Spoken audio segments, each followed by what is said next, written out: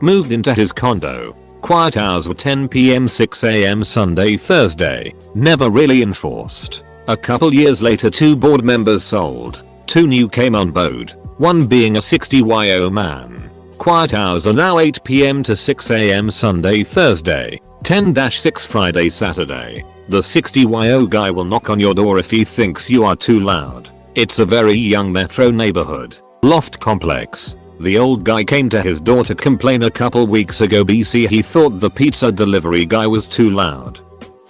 Fined multiple times and threatened with a lien by the HOA because we would not water our grass during a major drought season. It was cheaper and easier to fight the HOA since the city and state passed regulations banning constant watering and green grass. The city had Google-like vans with cameras that'd be driving neighborhoods to catch violators and find them.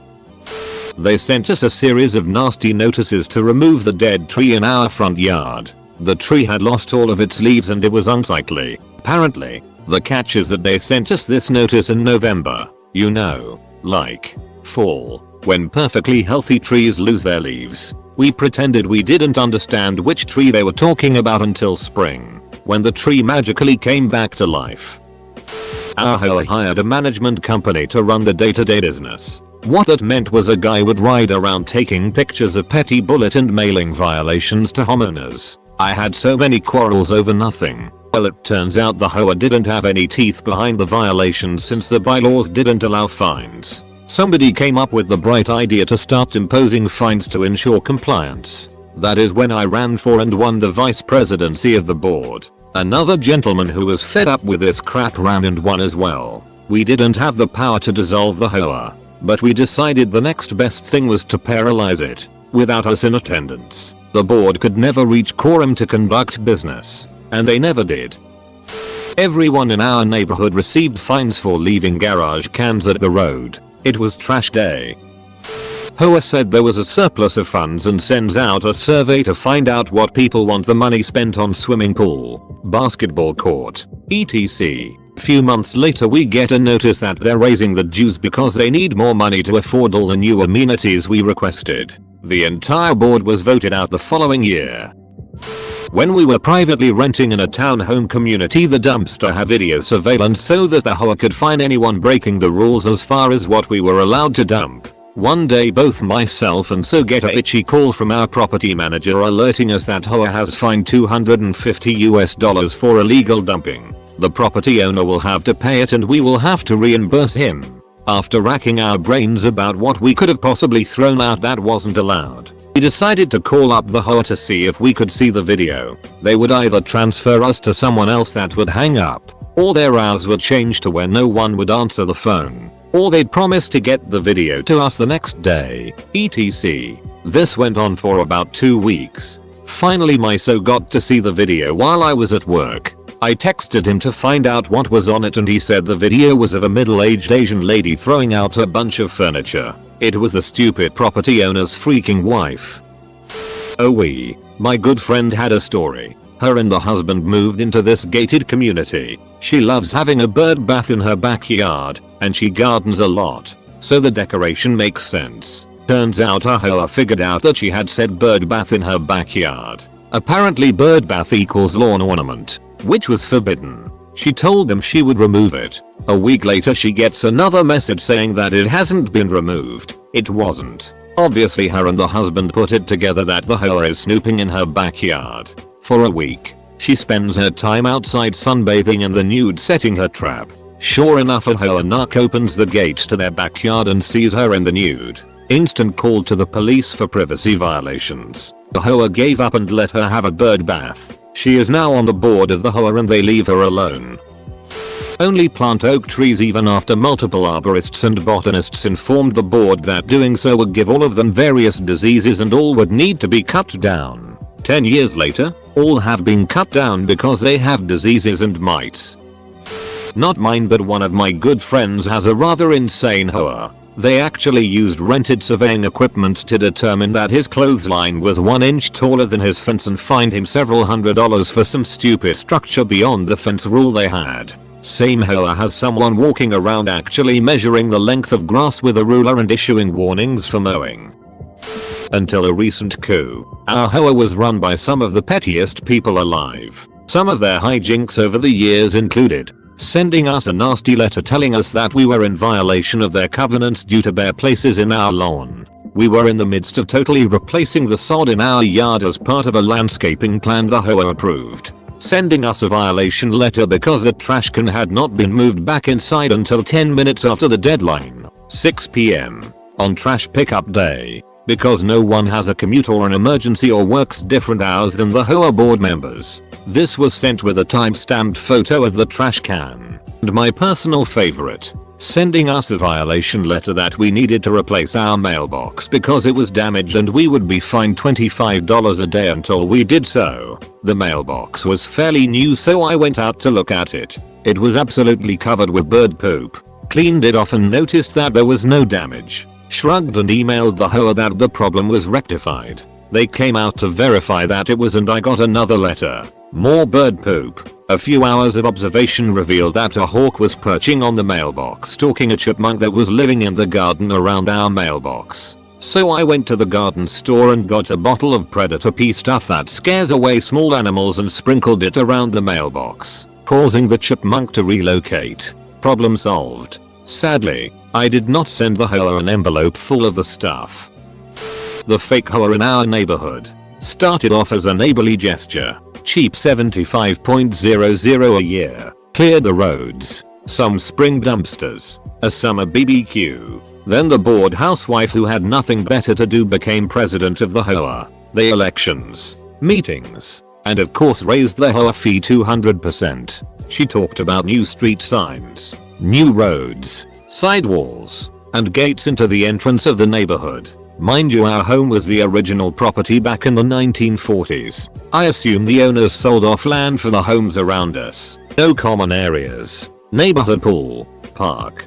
Trails. Nothing. I refused to pay or be any part of the little hoa club. She called as I was past due on my hoa fees. I politely told her there is no hoa here, that is why we bought this home. She asked if we use the roads and I said yes, of course. Her response was, well, you need to pay to use my roads. I told her I do. It's called property tax. I asked her to never contact me again. Funny, some participate in the hoa. They just put in $15,000 worth of stop signs. We have 5 intersections. She wants to resurface the over 1 mile road now. Good luck with that. I'll gladly be the one they hate who hangs her laundry out to dry. Do not buy an hoa.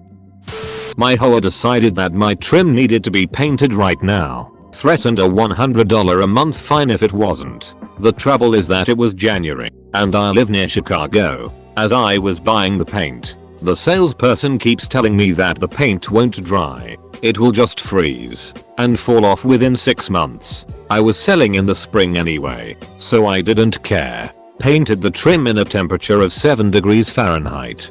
Duckers. I think I've posted this before, but I'm still fuming over it years later, so here goes. I went away for a long weekend and left after work on Thursday. Late Friday afternoon, my water heater burst in the attic of a 3-story home and flooded my entire townhouse. When my neighbor got home from work, he saw gallons of water running from underneath my garage door. When he realized I wasn't home, he tried to find my phone number, and when he couldn't, he called the hoa to notify me. The lady that answered said that since it was after business hours, it was 5:01 at this point, the matter would have to wait until Monday. My wonderful neighbor ended up calling the non-emergent police line, and they came and shut my water off from the street. When I got home Sunday morning, my entire house was damaged and I could see my attic from my basement. After a massive panic attack and a frantic call to my insurance company, we started the process of repairs. The cherry on top was that I needed to have a dumpster placed in my driveway and a moving pod to remove what was left of my furniture while they began drying out the house, and I got a visit from the hoa. They didn't like how unsightly my home had become and wanted these items removed from my driveway. I essentially told them that they could take their complaints and go duck themselves with them. I got a little revenge too, because I stopped paying their stupid fee since they couldn't find me before 6 months and I was moving in less than 5 months. I'll never own another home with a hoa ever again. Duckers. I wanted to tear out a bunch of evergreen bushes that ran alongside my house. We tore them out and were debating on whether to burn them on site or put them in a burn pile that I knew about 10 miles or so away. I opted to just burn them right there. I have an open area next to my house that is about a 1 lot size. We put the bushes in the open, ran a garden hose out to the area in case it spread. Then I decided that I should get a burn permit. So I printed one off and took it to my fire station to be signed. I came back and put the burn permit on my steps and set the fire. The bushes were fairly green so they didn't want to burn aside from the initial flame up. I needed some accelerant. So I ran to the dollar store and grabbed some cheap lighter fluid. Came back and my buddy tells me that some hoodie came by and told us that we couldn't burn things. He said that he didn't care and was calling the fire depot. About then, I hear the fire trucks getting closer. Hoodie pulls up to see what transpires between me and the fire depot. Fire truck pulls up, sees us doing everything right. They turn off the lights and sirens and waved at us. Hoodie peels out and leaves. We all laugh. Not me but my sister. Her front door broke because some delivery people ducked up and she had it replaced. Apparently it was the wrong color according to the HOA and she would be fined $500 a week unless it's corrected or removed. Because it's totally fine to not have a front door in LA. Another is from a sweet old lady that invited me in for tea and cookies when I was house hunting. The HOA there was $285 a month, below average for Sokol, and she told me that while she didn't mind the committee so much, she wasn't happy when 2 of her potted plants were shattered by kids playing ball around her house and the HOA wanted to fine her $65 a day until she has them removed from her front yard. I ended up buying a home without HOA. They refused to let us have garage sales. My dad protested at a meeting, and the president said it was because they didn't want undesirables in the neighborhood. My dad said, "Oh, so you mean anybody who isn't white, right?" And the president threw him out of the meeting. We had a garage sale anyway. Not me but a friend said they don't allow fences not made from wood, but the LT, governor of my state, bought a house there, put up a vinyl fence, and they won't make him remove it. Who's more wrong? Not allowing the fencing for others, or he for being allowed? My father-in-law's condo corp has a shared pool. The old folks don't like to share, so they have all kinds of silly rules. Like no more than 1 guest per resident. Residents only times alternating every hour. etc. My Phil can't even take his own 2 grandkids for a swim because he'd exceed the number of allowed guests. So many rules the damn pool is usually empty. Because the residents were still breaking the rules, they passed a new rule that if any resident was caught breaking the pool rules, they would close the pool to everyone for a week and post the offender's name and reason for the closure on the community bulletin board. Ducking children. When we moved in we got permission to build a fence. They said cedar treated pine was fine. Well, a neighbor didn't like that and called HOA. We got an email shortly thereafter from HOA Prees that there were some concerns about our wood. So he came by real quick to give it a good sniff to see if it was, in fact, not cedar. He is now king fence sniffer. Edit. Pine boards treated to look like cedar. Y'all are teaching me a lot about wood. Not mine but a friend's HOA. Was watching a friend's house cat while she was away. Left my car at her house, in her deeded spot, with a visitor tag on it, to drop her off at the airport. Then went home to my house. Slept, went to work, returned after work the next day to feed cat, check mail, and get my own car back. No car. Call her on vacation. She finds property MGMT phone. I call. They tell me it was towed as it had a flat tire. $290 later. For tow, overnight storage, and a flat fix. I had my car back. Duck those assholes. The car wasn't even there 24 hours, and it wasn't flat when I parked it. Not my story, but my dad's. He moved into a new townhouse in summer of 2013. It was a foreclosure property, as the previous tenants were kicked out for not paying their mortgage and for not paying their HOA dues. They gave everyone in the HOA new patios and decks the summer prior. It was required, and you had to get a new deck patio. The tenants had to pay